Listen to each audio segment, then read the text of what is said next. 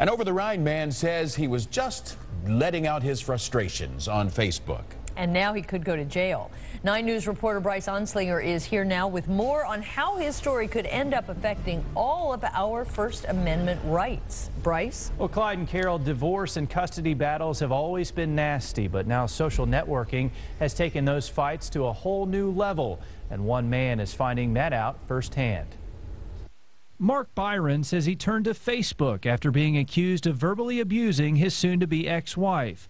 He was not convicted of threatening her, but in his divorce, a magistrate issued an order keeping him away from his young son, Jonathan. And so what I did is I just kind of went out and I told people what's been happening to me, how it's been for me for this last year. It's been really hard for me. It's been a really emotionally draining year, knowing that I have this newborn son. It's growing up and hitting major milestones of his life, and I'm missing all of them. Byron says the comments he made about the custody battle with his wife were true, but a Hamilton County magistrate decided what was said violated another part of that order that said Byron could not physically, mentally, or emotionally abuse his wife. I'm not an attorney, but the way this ruling reads to me is that the judge is pretty upset about what other people said, what my friends came forward saying, using pretty colorful metaphors to talk about what they think about my wife. So a judge gave Byron a choice: spend 60 days in jail or post an apology written by the court on his Facebook wall every day for 30 days.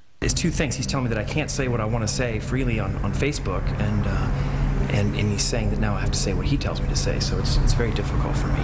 Dave Giles is Deputy General Counsel for E.W. Scripps Company. He's worked with several media companies on free speech issues. At its core, the First Amendment is about giving people the opportunity to speak their minds if they want to, but they also have the right to say nothing.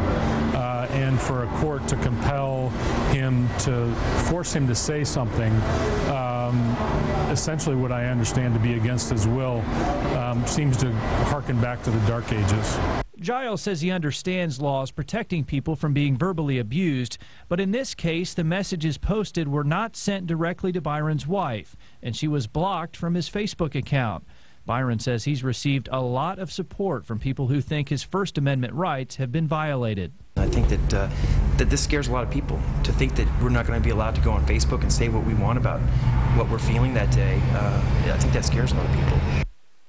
And Byron's next court date is March 19th. At that court date, he'll have to prove to the judge that he's posted the public apology to his Facebook wall every day for 30 days.